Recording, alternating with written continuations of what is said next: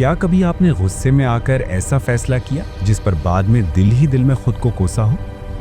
सदियों पहले एक ताकतवर बादशाह शिकार के लिए निकला। उसके साथ था उसका सबसे वफादार साथी, एक बाज। तपती धूप, तवील सफर और प्यास ने बादशाह को निढाल कर दिया। अचानक उसकी नजर एक चट्टान पर पड़ी जहां से पानी कतरा कतरा टपक रहा था। बादशाह ने बड़ी मुश्किल से प्याला भरा। जैसे ही उसने पीने के लिए उठाया, बाज ने झपट मारकर प्याला जमीन पर गिरा दिया। बादशाह ने दोबारा पानी भरा, फिर वही हुआ। तीसरी बार बाज ने फिर प्याला गिरा दिया। अब बादशाह का सब्र टूट चुका था। गुस्से में उसने तलवार निकाली और एक लम्हे में अपने वफादार दोस्त का सर कलम कर दिया।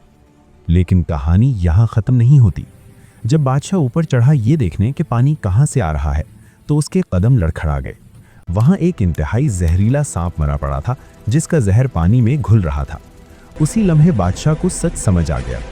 बाज उसे तंग नहीं कर रहा था, वो उसकी जान बचा रहा था। सबक ये है, गुस्से में लिया गया फैसला अक्सर सच को कत्ल कर देता है। सोच समझ कर फैसला करें।